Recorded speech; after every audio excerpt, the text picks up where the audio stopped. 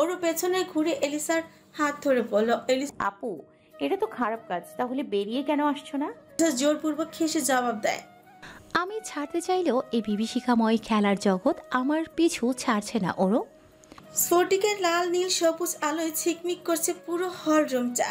কিছু কিছু নজর কাড়া লাইট সফট মিউজিকের তালে তালে জ্বলছে আবার নিভছে। আর্টিফিশিয়াল বেবি পিঙ্ক কালারের থিমটা ভালোই মানিয়েছে লাইটিং এর সাথে। এক কথায় চোখ ধাঁধানো ব্যাপার স্যাপার। হল রুমটা মানুষ দ্বারা পরিপূর্ণ, বেশিরভাগই জোড়ায় জোড়ায়। তবে এত এত চিকচিক আলোয় কারোর মুখ দেখার চেনার জো নেই। না এই মুহূর্তে ওরু কারো মুখ দেখার মতো অবস্থায় আছে। এর কারণ ওর দৃষ্টি আড়াল করে শক্ত চোয়াল আর অগ্নি দৃষ্টি নিক্ষেপণ করেছে তাকিয়ে আছে কৃতিক। দেখে মনে হচ্ছে পাবলিক প্লেস না হলে এই মুহূর্তে খুব বড় সড়ি সিন ক্রিয়েট করতেও সে। ওরু মাথা নিচু করে দাঁড়িয়ে আছে। এলিসা ওকে রেখে কই যে উধাও হয়ে গেল সেটাই ভাবছে আপাতত। চুপ করে থাকিস না ওরু, কথা বল। আমাকে না জানিয়ে এখানে কোন সাহসে এলি তুই? কৃতিকের আকস্মিক ধমকে ওরু মাথা তুলল। একটা ব্ল্যাক ভেলভেট পার্টি জ্যাকেট পরে আছে কৃতিক, ঘাড় অবধি চুলগুলো জ্যাকেটের সাথে ম্যাচিং করেই সেট করা। মনে হচ্ছে কোনো হেয়ার স্টাইলিস্ট এর সূক্ষ্ম হাতের কাজ এটা। তবে কৃতিককে দেখতে যতটা ড্যাশিং লাগছে, ওর সুন্দর হ্যান্ডসাম রাগী চেহারাটা দেখতে ততটাই ভয়ানক লাগছে। সুন্দর বড় বড় ছোট দুটি যেন জ্বলন্ত আঙ্গার। ওরু ভেবে পায় না ও করেছেটা কি। এলিসা নিতে গিয়েছে দেখেই তো এলো, তাহলে এত রাগের কি আছে? আর সব ব্যাপারে কেন কৃতিককে জানতে হবে? কি হয় কৃতিক ওর? এরকম শাসন করার মতন এতটাও তো ক্লোজ ওরা নয়। তাহলে মনে মনে কৃতিকের উপর খুবই বিরক্ত হলো ওরু। অজানা কারণেই জিভটা যেন নিম পাতার মতোই তেতোই ঠেকলো ওর। তাই ইচ্ছে করেই মৌনতা পালন করলো কৃতিকের হাজারটা প্রশ্নের জবাবে। ওরু, আমাকে রাগাস না। তুই এখানে কি করছিস? এইভাবে আমাকে না জানিয়ে আর কোথায় কোথায় যাস তুই? কি হলো, জবাব দে। ওরু চুপ রইল এইবারও, কিন্তু কৃতিক আর নিজের রাগ সংবরণ করে রাখতেই পারল না। পকেট থেকে হাত বের করে চেপে ধরল ওরুর নরম চিকন হাতটা।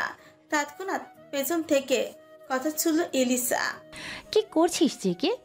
কৃতিক ওরু সমেত এলিসার সামনে গিয়ে দাঁড়াতে দাঁতের দাঁত চেপে বলল। ওকে এখানে নিয়ে এসে কাজটা তুই একদম ঠিক করিসনি এলিসা। তুই ভালো করেই জানিস আজকে পার্টির পেছনে আমাদের অন্য উদ্দেশ্য আছে, আর সেখানে তুই আমার দুর্বলতা টেনে নিয়ে এলি। হোয়াই? এলিসা লম্বা একটা শ্বাস টেনে ওরুকে কৃতিকের থেকে ছাড়িয়ে বলল। যদি কিছু হয় সেটা আমার সাথে হবে, ওর সাথে নয়। তাছাড়া কিছু যে হবে তাও তো শিওর না। তাহলে আমার বার্থডেটাকে নর্মাল বার্থডে পার্টি কেন ভাবতে পারছিস না? আর সবচেয়ে বড় কথা, ওরও ছোট বাচ্চা নয়। তুই সবসময় ওকে এভাবে ডমিনেট করিস কেন বলতো? কৃতিক তীক্ষ্ণ কণ্ঠে জবাব দিল। কারণ ও আমার। বলা হয়েছে, এবার আমরা আসি। এলিসা কিংবা ওরু কেউই কৃতিকের কথা খুব একটা গুরুত্ব না দিয়েই ওইখান থেকে চলে গেল। দু হাত মুষ্টিবদ্ধ করে রেখে পেছন থেকে বিড়বিড়িয়ে কৃতিক বলল। সাবধান Elisa, she is my heartbeat. পার্টিতে অনাকাঙ্ক্ষিত কিছুই ঘটেনি, বরং সবাই জমিয়ে আনন্দ করেছে। কেক কেটেছে, খাওয়া দাওয়া হই হুল্লোড় করে অনেকটা সময় অতিবাহিত করেছে। পুরোটা সময় ওরুকে সাথে সাথে রেখেছে এলিসা, সেই সাথে চোখে চোখে রেখেছে অন্য আরেকজনও। আজ প্রথমবার কৃতিক বোধ করলো ও খুব দুর্বল হৃদয়ের, অন্তত অরুর ক্ষেত্রে তো তাই। পুরো পার্টিতে ঘুরে ফিরে ওর দু চোখ অরুতেই নিবদ্ধ ছিল। কয়েক সেকেন্ডের জন্য অরু যদি চোখের আড়াল হয়েছে তো কৃতিকের মনে হচ্ছিল এই বুঝি দুশ্চিন্তায় ব্যাকুল হৃদয়টা এখনই ব্লাস্টই করবে। কিন্তু এখন এই মুহূর্তে কৃতিক নিশ্চিন্তে ডিভানে গা এলিয়ে দিয়ে ড্রিঙ্ক করছে, কারণ অরু ওর চোখের সামনে বসে আছে। যদিও ওদের মাঝে দূরত্ব বেশ অনেকটা, তবুও চোখের সামনে তো আছে। কৃতিক যখন নির্বিঘ্নে বসে বসে এসব ভাবছিল, তখনই বল ডান্সের ঘোষণাই করা হলো। পশ্চিমা সংস্কৃতিতে বল নাচ খুবই জনপ্রিয়।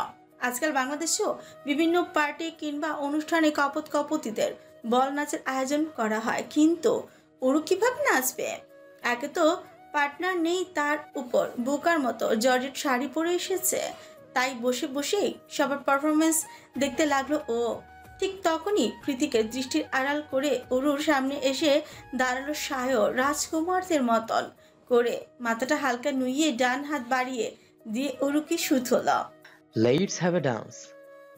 অরু না করতে চাইলো, কিন্তু না করার মূর্খতার লক্ষণ। সবার সামনে না করে দিলে সবাই ওকে আনস্মার্ট ভাববে। তাছাড়া সায়রও অনেকটা লজ্জিত হবে। সে ভেবে ও নিজেও হাত বাড়ালো বল নাচের উদ্দেশ্যে। তবে সায়রের হাতের মাঝে আর হাত রাখা হলো না ওর।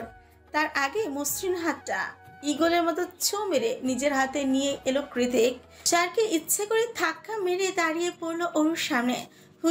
একদম হুট করে চোখের পলকে ঘটনাটি ঘটায়। কিছুই ঠাউর করতে পারলো না অরু। শুধু দেখতে পেল ওর হাতটা সায়র নয়, কৃতিক ধরে আছে। অরু সচকিত হয়ে কিছু বলতে চাইল, তবে তার ফুসরত দিল না কৃতিক। টেনে নিয়ে গেল বল নাচের স্টেজে। অরু এক হাত নিজের কাঁধে রেখে নিজের শক্ত হাতটা ছোঁয়ালো অরুর লতানো কোমরে। অন্য হাত ঢুকিয়ে দিল অরুর 5 আঙ্গুলের ভাঁজে। বল নাচের মঞ্চটা ছিল পুরোপুরি অন্ধকার। ফেরি লাইটের ম্যাজিক্যাল আলো ছায়ায় কোনো কিছুই খুব ভালো করে দেখা যাচ্ছে না। অরুও দেখতে পেল না কৃতিকের আগুন ঝরা চোখ জোড়া ওর শরীরের স্পর্শ পেয়ে মুহূর্তেই কতটা কামুকতায় ডুবে গিয়েছে। ব্যাকগ্রাউন্ডে তখন সবার প্রিয় বাংলা গানের 2 লাইন বাজছিল। হালকা হাওয়ার মতন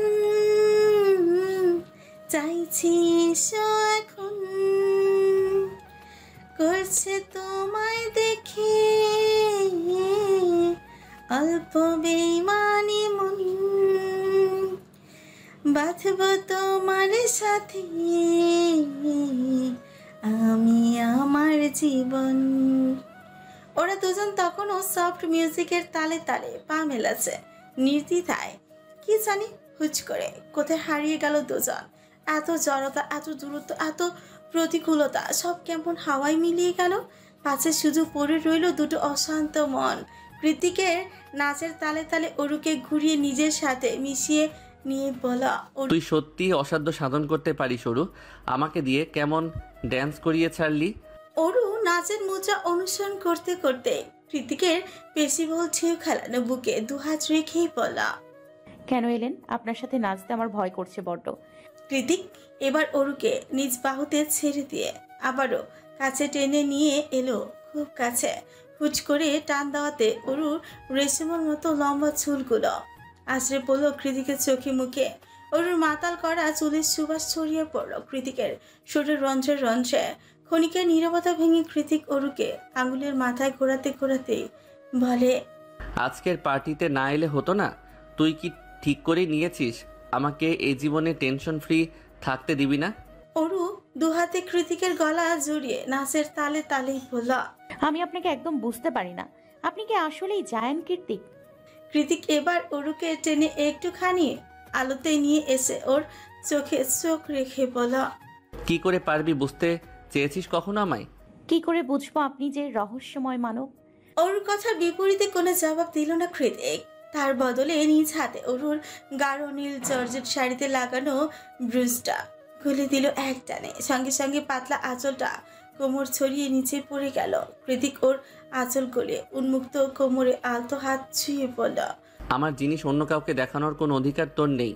অরু সেই কখন থেকে কৃতিকের নেশালো চোখে তাকিয়ে আছে। হয়তো ওর চোখের ভাষা পড়তে চাইছে, কিন্তু জায়ান কৃতিক চৌধুরীর চোখের ভাষা পড়া কি এতটাই সহজ? অরু পড়তে পারলো না, উল্টো হুচ করে মনে পড়ে গেল সেদিন বৃষ্টিতে ভেজা দুপুরবেলার কথা। সেই একই চোখ, একই হাসকি কণ্ঠস্বর, একই ভেজা অনুভূতি। অরু হৃদ মাঝারে আবারও তোলপাড় শুরু হয়েছে। খুব পেটের ইতি উতি উঠছে আবার প্রজাপতির দল। কৃতিক ওর সাথে কি করছে, কি বলছে কিছুই মস্তিষ্ক অবধি পৌঁছায়নি ওর। ও তো কৃতিকের চোখেই ডুবেছিল। ডুবে থাকতে থাকতে উপলব্ধি করলো কৃতিকের চোখ দুটো বড্ড নেশা ধরানো আর কাতরতায় জড়ানো। কোনো এক অজানা চৌম্বকীয় শক্তির দ্বারা কৃতিকের চোখ দুটো ওকে খুব করে টানে, হৃদয়টা বেসামাল করে তোলে বারবার। কিন্তু কি এমন আছে ওই ভাসমান গোল গোল চোখে? ভেবে পায় না অরু। অরু, কৃতিকের হঠাৎ ডাকে কম্পিত হয়ে উঠল অরুর শরীর। নিজের হুঁশ খেয়াল ফিরে পেয়ে কোথায় যাবে, কি করবে বুঝে উঠতে পারল না খানিকক্ষণ। এখনো কৃতিকের বাহুতে সিটে আছে অচল শরীরটা। চোখ মুখ লজ্জায় রক্তবর্ণ ধারণ করেছে। কপালে বসানো স্টোনের বিন্দির আশেপাশে বিন্দু বিন্দু ঘামের ছড়াছড়ি। কার চোখের দিকে এতক্ষণ তাকিয়েছিল ও? কৃতিকের, যে কিনা সম্পর্কে ওর মায়ের সৎ ছেড়ে ছিচ্ছে। কৃতিক নিজেও এই মুহূর্তে কৌতূহলী আর প্রশ্নসূচক দৃষ্টিতে নিক্ষেপ করে তাকিয়ে আছে ওর পানে। অরু এক ঝলক কৃতিকের ফর্সা ড্রেসিং চেহারার দিকে তাকিয়ে শুষ্ক চোখ গিলে বিড়বিড়িয়ে বলল, দয়া করে এভাবে তাকাবেন না, আমার কেমন যেন লাগে। আপনি যতই সুদর্শন হন না কেন, এটা কখনোই সম্ভব নয়। নিজের মনে কিছু একটা বলে কৃতিকের থেকে নিজেকে ছাড়িয়ে দৌড়ে ওই স্থান ত্যাগ করে চলে গেল অরু। পেছনে কৃতিকের জন্য শুধু খুলে পড়ে রইল অরুর এক পায়ের চিকন রূপলি নুপুর। শীত পেরিয়ে সেই কবে বসন্ত নেমেছে ধরণী জোরে, তবে ক্যালিফোর্নিয়ার জগা খিচুড়ি আবহাওয়া সেই বসন্ত খুব একটা উপভোগ্য নয়। শীতাতপ নিয়ন্ত্রিত ঘর থেকে 2 কদম বাইরে দিলেই যেন যত্রতত্র শীত বুড়ি এসে জড়িয়ে নিচ্ছে আষ্টে পৃষ্ঠে। দীর্ঘদিন ধরে বইতে থাকা শীতের সেই দাঁত কাঁপানো কনকনে হাওয়াকে হটিয়ে আজ সকাল সকালে ভাসন্তিক হিমেল হাওয়া বইছে পুরো ক্যালিফোর্নিয়া টু সান ফ্রান্সিসকো জোরে। নাক চেনে বুক ভরে বাতাস নিলে মনে হয় এইটা শহুরে জনবহুল স্ট্রেট থেকে আসা কোনো দূষিত বাতাস নয়, বরং প্রশান্ত মহাসাগর ছাপিয়ে আসা বিশুদ্ধ দক্ষিণা বাতাস। বাতাসের তালে তাল মিলিয়ে ভেসে আসছে চেরি ব্লসমের দারুণ মিষ্টি সুবাস। হাইওয়ে বা জনবহুল কোনো ফুটপাত কিংবা নামি দামি কর্পোরেটর অফিস, চেরি ব্লসমের কারণে আজকাল সব জায়গাকেই কেমন ফুলের বাগান মনে হয়। বছর 3 আগে কেনা কৃতিকের ডুপ্লেক্স বাড়িটার ফ্রন্ট ইয়ার্ডেও 2টো চেরি ব্লসমের গাছ রয়েছে। কালো ফ্রেঞ্চ গেটটার 2 ধারে পাহারাদারের মতো সর্বক্ষণ পাহারায় দাঁড়িয়ে তারা। বসন্ত হাওয়া দরুন চেরি ব্লসমের ভারে কেমন নুইয়ে পড়েছে গাছ দুটো। ওরু এক ঝলক গেটের দুপাশে ব্লসম সজ্জিত গাছের দিকে তাকাচ্ছে, তো পলক ফেলে আবার কৃতিকের দিকে। এই যে এই মুহূর্তে কপাল কুঁচকে রেখে শক্ত মুখে অরুর দিকেই তাকিয়ে আছে। ফর্মাল ড্রেস আপে, হাতে ম্যাকবুক, চোখে মুখে কঠিন বিরক্তির ছাপ। গত 5 মিনিট যাবৎ এভাবে চলমান মূর্তি হয়ে হল রুমে দাঁড়িয়ে আছে কৃতিক, আর অরু চুপ ছোট ছোট করে তাকিয়ে আছে কৃতিকের মুখের পানে, যেন কৃতিক জাদুঘরে সংরক্ষিত কোনো বিশেষ বস্তু, সেটাকে খুঁটিয়ে খুঁটিয়ে না দেখলেই নয়। তবে কৃতিকের মতো রকচটা মানুষের কাছে ব্যাপারটা বেশ বিরক্তিকর। কথা নেই বার্তা নেই, পথ আটকে দাঁড়িয়ে আছে। স্ট্রেঞ্জ, একটানা একই জায়গায় বিনা বাক্যে দাঁড়িয়ে থাকতে থাকতে এতক্ষণে সেই বিরক্তি কয়েক গুণ বেড়ে গিয়েছে। পৌঁছালো 7ম আসমানে। কৃতিক নিজের তীক্ষ্ণ চোয়ালে আরো খানিকটা তীক্ষ্ণতা ধারণ করেই বলল, সেই কখন থেকে পথ আটকে খাম্বার মতো দাঁড়িয়ে আছিস, কি সমস্যা? চোখে কয়েকবার পলক ফেলে চোখ গিলে একটা শুকনো ঠোক গিলে অরু শুদ্ধ হয়। ভাবছি আপনি কি আসলেই কালকের সেই মানুষটা যে ওভাবে বল নাচ। Shut up. কৃতিকের ধমকে অরুর কথা মাঝপথে আটকে গেল। আমি বয়সে তোর থেকে কত বড় তা খেয়াল না রেখে যা মুখে আসছে তাই বলে দিচ্ছিস, স্টুপিড একটা। ধমক খেয়ে অরু মুখ কাচুমুচু করে বলল, আপনি বড় সে তো আমিও জানি, আর তাই তো আরো বেশি আশ্চর্য হচ্ছি। কালকের আপনাকে তো আমি চিনতেই পারছিলাম না, জানেন কেমন কেমন যেন লাগছিল আপনাকে, আর ওই চোখগুলো। অরু হাত উঁচিয়ে কৃতিকের চোখের ইশারা করতে কৃতিক ওর হাতটা খপ করে ধরে ফেলে, তারপর কমকমে আওয়াজে বলে, জ্বরটা এখনো আছে তাই ভুলভাল বকছিস, আজ আর ভার্সিটি যেতে হবে না। অরু নিজ ভ্রুকুঞ্চিত করে ফেলার সঙ্গে সঙ্গে মুখে বিরক্তির ছাপ টেনে কৃতিকের আদেশের ঘোর বিরোধিতা করে বলল, ভার্সিটি যাব না মানে? দেখছেন সকাল সকাল রেডি বেরিয়েছি, তাও বলছেন ভার্সিটিতে যাব না? তোর শরীরটা ভালো নেই তাই বলছি, নয়তো তুই কোথায় যাবি না যাবি সেসবে আমার বিন্দুমাত্র আগ্রহ নেই। অরু নিজের গাল গলায় হাত ছুঁয়ে বলল, এতটুকু জ্বর কিছু হবে না, সরুন তো আমি ভার্সিটি যাব। আজ নিখিল ভাইয়ের সাথে ট্যুরের ব্যাপারে দরকারি কথা বলার আছে। তপ্ত গালে খড়খড়ে হাতের শক্ত চাপ অনুভব করতেই অরুর কথা মাঝপথে আটকে গেল। কৃতিকের হঠাৎ আক্রমণে স্থান থেকে কয়েক কদম পিছিয়ে অরুর পিঠ গিয়ে ঠেকল খাঁজ লাগানো প্রশস্ত দেয়ালে কৃতিক এমন ভাবে চোয়াল চেপে ধরেছে যেন মনে হচ্ছে এখনই গাল ফেটে রক্তে বেরিয়ে আসবে। কৃতিক নিজ হাতের বাঁধন ছিঁড়ে করে রুষ্ট কঞ্চে বলল, আমি বলেছি না তার মানে নাই। কথার উপর পাল্টা যুক্তি আমার একদম পছন্দ নয় অরু। একদিন একটু নরম বিহেভিয়ার দেখেছিস বলে এই না যে আমি প্রতিদিন সেটা কন্টিনিউ করব। এখন যেটা দেখছিস এটাই আমি, রুড, উগ্র, বেপরোয়া। আর এই রুড মানুষটাকেই সারা জীবন সহ্য করতে হবে তোর। And this is my second time warning. Next time আর ওয়ার্নিং দিতে আসবো না, ডিরেক্ট অ্যাকশন নেব, মার্ক মাই ওয়ার্ড। অরুর মুখ থেকে অস্পষ্ট সুরে কথা বেরোলো এতক্ষণে। লাগছে আমার। কৃতিকের হঠাৎ প্রতিক্রিয়াটা ভেতর থেকে এসেছিল, তাই নিজেও বুঝতে পারেনি ও অরুকে নিজ হাত আর কথা দ্বারা ঠিক কতটা ব্যথা দিচ্ছে।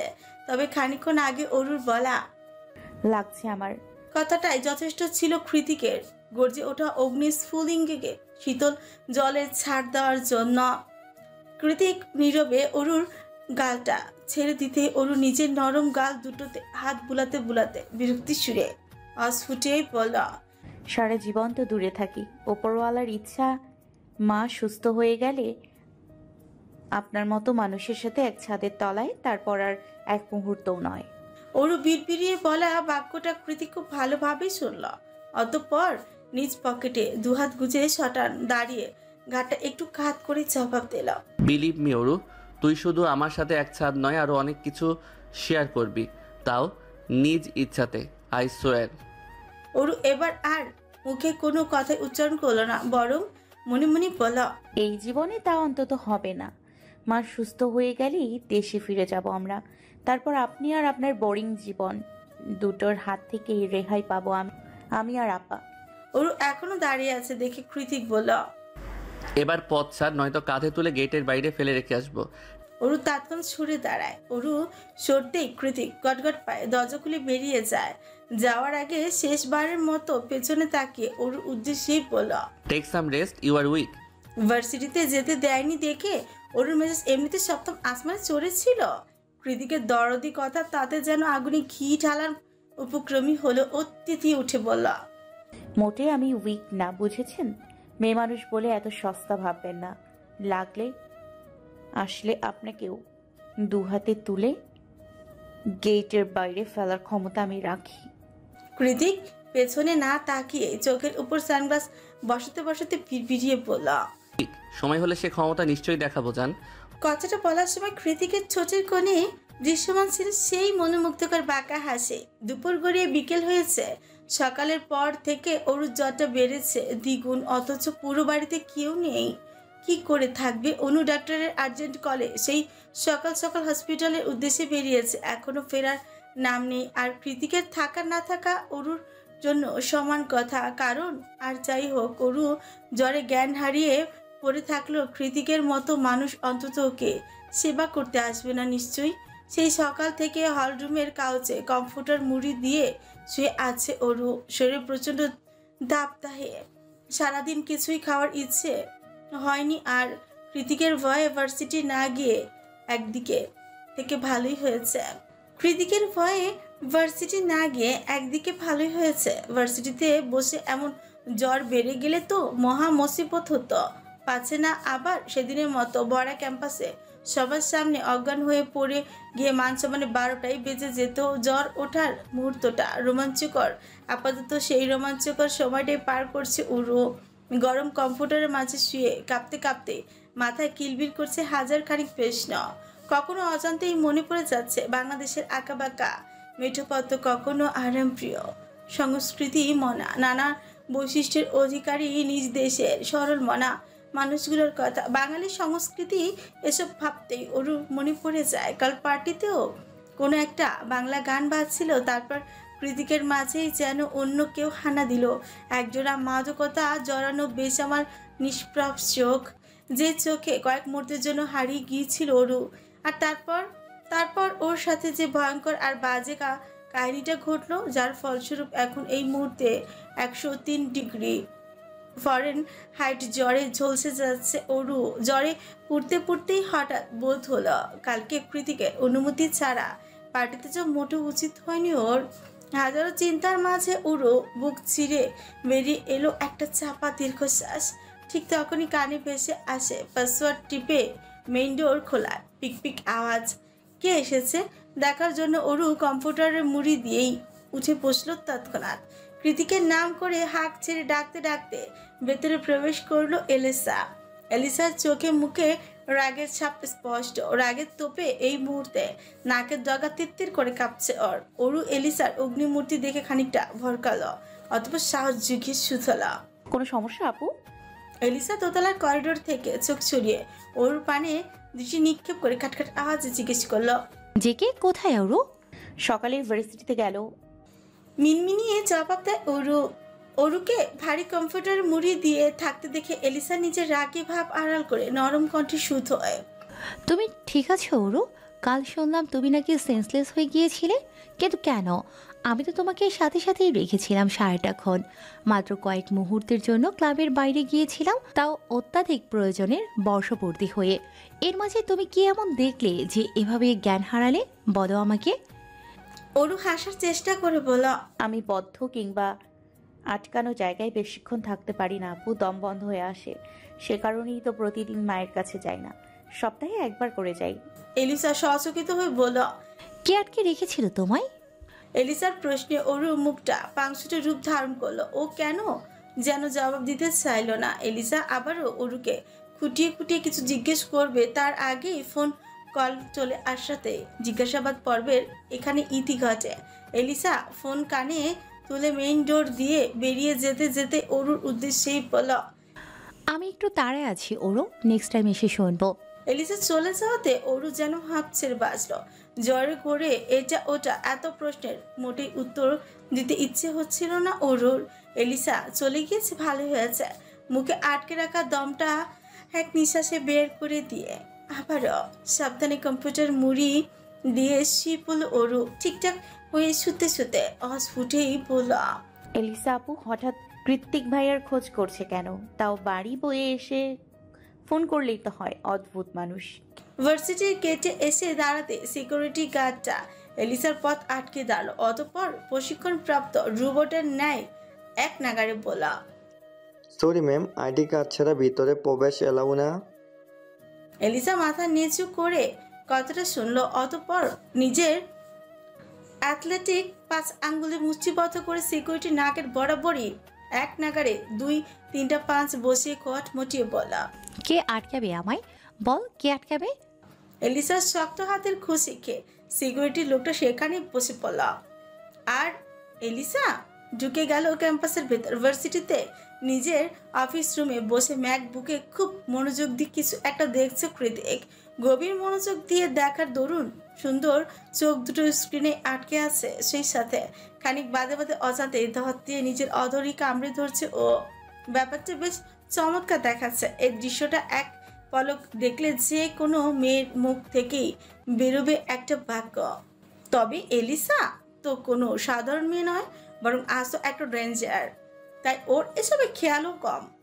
আর এই মুহূর্তে এলিসা নিজের মেয়েলি চেহারার নিচে আসল রূপটাই দেখিয়ে দিল ও কৃতিকের কেবিনের দরজাটা সশব্দে খুলে জেকে বলে চেঁচিয়ে উঠল। কৃতিক ওর দিকে চোখ না ঘুরিয়ে শান্ত স্বরে বলা, হোয়াটস রং? চেঁচাচ্ছিস কেন? এটা বিদ্যাপীঠ, ভুলে গিয়েছিস? এলিসা থাপ থাপ পায়ে দু কদম এগিয়ে এসে বলা, তুই ক্যাথের সাথে এটা কেন করেছিস কীর্তি? কি করেছি? কৃতিকের তাই সারা উত্তর শুনে বিরক্ত লাগছে এলিসার। তবুও চোখ মুখ বন্ধ করে নিজেকে খানিকটা সংবরণ করে বলা, তুই ক্যাথেলিনের চুল কেন কেটে দিয়েছিস? তাও এমনভাবে কেটেছিস মেয়েটার ন্যাড়া হয়ে যাওয়া ছাড়া কোনো উপায় নেই। এলিসার কথা আপাতত কৃতিকের কোনো হেলদোল নেই। ও মন দিয়ে ম্যাকবুকে কিছু একটা ট্যাপ করে যাচ্ছে এক নাগারে। এলিসা এবার রেগে কৃতিকের ডেস্কের উপর সজোরেই বাড়ি মেরে দাঁত খিচিয়ে বলল, পাগলামির একটা সীমা থাকে কীর্তি। তুই যখন যা করিস আমরা তোকে সবসময় সাপোর্ট করে যাই, হোক সেটা ভালো কাজ কিংবা খারাপ। তাই বলে এতটা জঘন্য কাজ? তুই কি আদৌ জানিস একটা মেয়ের কাছে তার চুল কতটা মূল্যবান? চুল হারানোর দুঃখে মেয়েটা লিটারেলি সুইসাইড করতে গিয়েছিল। Can you imagine? এবার ম্যাকবুক থেকে চোখ সরিয়ে কথা পারল Kritik. Exactly, I can imagine and that's why I did it. কারণ ক্যাথলিনেরও বোঝা উচিত অন্য কারো চুল আমার কাছেও ঠিক কতটা মূল্যবান। মখমলের মসৃণ কণ্ঠস্বর, অথচ কথার পারতে পারতে তীব্র রাগের বহিঃপ্রকাশ। এলিসা বিরক্ত হয়ে পড়ল। তোর কথার আগামাথা কিছুই মাথায় ঢুকছে না আমার জেকে। প্লিজ এই হাইড অ্যান্ড সিক গেমটা এবার অফ কর। কৃতিক কপালে ফাঁস ফেলে বলে, বলেই তো বললাম আমি ক্যাথলিনের চুল কেটে দিয়েছি। কেন কেটেছিস? কারণ ক্যাথলিন অনেক বড় ভুল করতে যাচ্ছিল। Thanks to Sayar and Arnab ভুলটা করার আগেই ওরা ঘটনাস্থলে চলে আসে। ক্যাথলিন যে ভুল করার সাহস দেখিয়েছে তার জন্য স্রেফ ছোট্ট একটু শাস্তি দিলাম। কৃতিকের ঘোরানো পেঁচানো কথার জট খুব বেশি খোলা হলো না এলিসার। তার আগে কয়েকজন সিকিউরিটি গার্ড এসে কৃতিককে আর্জি জানিয়ে বলে, স্যার, উনি গেটের সিকিউরিটি গার্ডকে মেরে ক্যাম্পাসের ভিতরে প্রবেশ করেছেন। প্রতিপক্ষ থেকে ওনাকে ধরে ক্যাম্পাসের বাইরে বের করে দেওয়ার অর্ডার এসেছে। এলিসা চোখ ছোট ছোট করে কৃতিকের দিকে তাকিয়ে ইশারা করে বলা, কিরে বল, আমি তোর ফ্রেন্ড। কৃতিক ফ্রিকোসকে একবার এলিসার ইশারারত মুখের পানে চাইলো, তারপর সিকিউরিটির পানে তাকিয়ে চুট উল্টে বলা, যা বলা হয়েছে তাই করুন। টেনে টুনে নিয়ে যান তো। সে কখন থেকে এসে কানের মাথা খাচ্ছে, পাগল মনে হয়। এলিসা কৃতিকের দিকে তেড়ে মেরে এসে বলা, জেকের বাচ্চা, আমাকে তোর পাগল মনে হয়? তবে খুব বেশি কাছে আসার আগে সিকিউরিটিটা সবাই মিলে ধরে ওকে টানতে টানতে নিয়ে গেল একেবারে ক্যাম্পাসের শেষ মাথে গেটের কাছে। কৃতিক থাই লাগানো জানালার সামনে দাঁড়িয়ে কফি পান করতে করতে সেই দৃশ্য দেখে ছোট কামড়ে হাসছে। হাসতে হাসতে চোখ মুখের রং পরিবর্তন হয়ে গেল ওর। এতক্ষণে হাস্যচল গৌরবর্ণ মুখটা ক্ষণিকের মাঝে কাঠিন্যতায় ছেয়ে গেল। মস্তিষ্কে ভেসে উঠল কাল সিসিটিভির ক্যামেরায় বন্দি অযাচিত মুহূর্তগুলো, সেই সাথে কালকের পার্টিতে ঘটে যাওয়া ছোট বড় প্রত্যেকটা ঘটনা। কাল বল নাচের সময় অরুকে এতটা কাছে পেয়ে কৃতিক নিজের মধ্যে ছিল না, অজান্তেই আটকে গিয়েছিল অরুময় শ্রমের কলুকধাতায়। সব সময়ের বাধ্য মস্তিষ্কটা তার তাল হারিয়ে চলে গিয়েছিল অবাধ্য মনের বশে। তারপর অরু যখন ওভাবে দৌড়ে চলে গেল তখনই স্তম্ভিত ফিরে পায় কৃতিক। ফিরে আসে কঠিন বাস্তবতায়। তবুও কোনো এক অযাচিত বিপদ থেকে অরুকে প্রোটেক্ট করতে পিছু নিয়েছিল ওর। কিন্তু অরু স্টেজের পেছনে চলে গেলেও কৃতিকের আর যাওয়া হয়নি সেই দিকে। তার আগে ওকে ডেকে ক্লাবের বাইরে নিয়ে যায় এলিসা। নিয়ে যাওয়ার অবশ্য যথাযথ কারণও ছিল, তাই মনের মাঝে হাজারটা দ্বিধা থাকা সত্ত্বেও কৃতিকের যেতে হয়েছিল এলিসার সাথে। ওইদিকে অর্ণব আর সায়র এলিসাকে খুঁজতে খুঁজতে ব্যাক স্টেজে এসেছিল, কারণ এই পার্টিতে ওদের একমাত্র মিশন আর ভীষণ এলিসাকে প্রোটেক্ট করা। কিন্তু আফসোসের বিষয় এলিসা ওদের থেকে কৃতিককে বেশি ভরসা করে। সায়র আর অর্ণব যখন ব্যাক স্টেজের অন্ধকার করিডোর দিয়ে পা চিপে চিপে এগুচ্ছিল, ঠিক তখনই পাশের রুম থেকে কারু গুঙানির আওয়াজ শুনতে পেয়ে হকচকিয়ে সেদিকে দৌড়ে যায় ওরা। রুমটা তখন পুরোপুরি অন্ধকার ছিল না। ভেন্টিলেটরের থেকে আসা বাইরের মৃদু আলোতে ওরা ভালোভাবে দেখেছিল ফ্লোরে অগোছালো হয়ে পড়ে আছে, মৃদু আওয়াজে কাতরাচ্ছে কেউ। দেখে মনে হচ্ছে খুব চোট পেয়েছে, কিন্তু কোথায় পেয়েছে ব্যাপারটা বোঝার জন্য ফোনের ফ্ল্যাশ লাইট জ্বালাতেই ওর মুখটা দেখে আটকে উঠে সায়রকে এভাবে শকড হতে দেখে অর্ণব শুদ্ধলা। কি রে, আটকে উঠলি কেন?